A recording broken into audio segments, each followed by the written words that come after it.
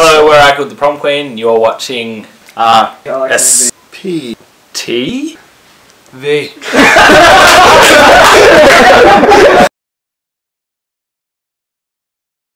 You are here to record an album.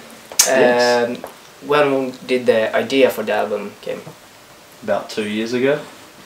Mm. It's just taking us a long time to get it happening. I don't know, I started writing some music for this album, about a year and a half ago, but since we were all doing some other projects, it took a long time for us to actually get together in one place and make it happen. And then when we did, we ended up not even using a lot of that old material. It's just, I guess it took us a long time to warm up to writing some new stuff. So it's been a while, but we're finally here. How was it to rehearse every song? What? What's a rehearse? We've written everything so quickly for this album. We've only played about 3 of the songs as a band. The rest was all written on the spot. Some of it was written as a band. The rest was written just using computers, making demos and things like that. So we did that all in about a month before we came here to Sweden. Yeah, luckily a long time in the studio as well, so get to sort of piece it together and And writing-wise, do you all write your own stuff for the album, or just one person write everything? It depends on the songs, really, I think. Like, we have songs where Kevin wrote everything or I wrote everything. There's a song that Jamie wrote the whole thing pretty much as well. And then there's other songs where we all come in and collaborate on the ideas. Maybe I'll have an idea for a song that's like 90% finished, but we'll change a lot around together as a band. And then Shane obviously adds his little drum flavour on there, because my computer drums kind of suck. Yeah. So that's how we do it. Do you have any working titles for the songs or something?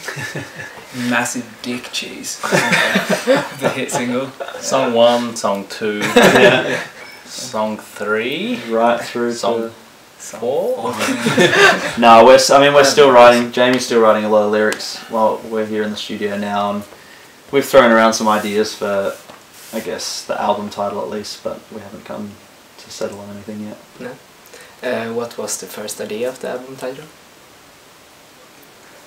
Or not too sure yet, you know what I mean? We've got to nail it down. Yeah, because you wouldn't have had much chance to rework on lyrics because you were writing right until literally the point we got on a plane. So we even kept writing the first few days while we were here in the studio. We changed about 3 songs the day we recorded them. So it's a process with us, and I think the song titles will probably be the last thing that we do, maybe even after a lot of the artwork. Just want to get it right. Do you have any contact with record labels? Who are you gonna sign with for this album? Yeah, we're currently discussing a deal with Epitaph Records right now, but we haven't actually signed it, so we hope that's going to happen in the next few weeks, I guess. Yeah. But it should be coming out with them.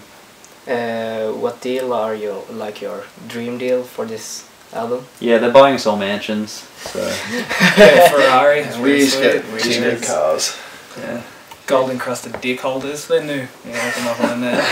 That's just my hand with it. Yeah, no, it's a standard record deal. It's pretty good. Yeah. I've dealt with them before when I was in Bring Me the Horizon, and we have a lot of friends, bands that are signed with Epitaph, so we know it's a great label and it's going to be a good home for us. Yeah, just their back catalogue alone makes it like a pretty desirable label just to be on. There's a lot of legendary releases on it, but they're still, top of the game as far as that kind of genre goes. Really good relations with artists and everything. So yeah, definitely, everyone's pretty into it. Yeah, and you're all from Australia, right? Yes. Yeah. Have the country affect the album on any way? Didgeridoo solo. Tapping sticks. Yeah.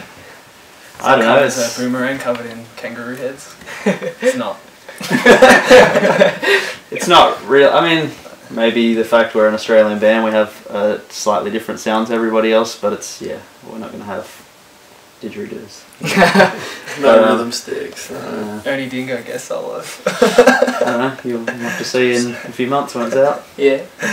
And when will we get a release date? when we sign our deal. Yeah. Yeah, that's really up to the record label to decide. I mean, we can tell them we want it out by a certain time, but it depends on their marketing plan and all that kind of thing leading up to the album. So we obviously want it out as soon as possible. So that we're going to try our best to get it out. Yeah. Yeah. That's that. What's gonna be different on this record from the last record? The songs on this record. One whole different record. You stole that. I did. Yeah, I don't know. We're spending more time in the studio this time around. We have an extra 2 weeks, so I think we'll spend a lot more time focusing on vocals, maybe some chorus, singing melodies. We have a bit of a bigger budget for production, so we might have some strings and more synth stuff, but just in the background. The last record we paid for everything ourselves. We didn't even have a label when we recorded, so it was kind of done on a budget. And this time around, there's just a little bit more money to play with, which means we can try some better ideas and spend a bit more time making sure the songs are great, since it's been a lot of years since the last record. Yeah. And we have like some fans want to ask you questions, and since this interview is about the album, we have to change the question. So, is this album more tits or more ass? What was the original question? Tits or ass? Ah. I don't know if we're allowed to answer that. You old enough to say that. What is this? Russian. No, you don't know. This album's pretty bubble butt. Yeah. It's pretty bubble butt. This record's definitely more ass. Yeah. We might call this album Music to Twerk To. That's what Kev's going to call it. Music for the recently twerked. Yeah. That was everything. Yeah. Yeah, cool. Thank you. Cool. Can we do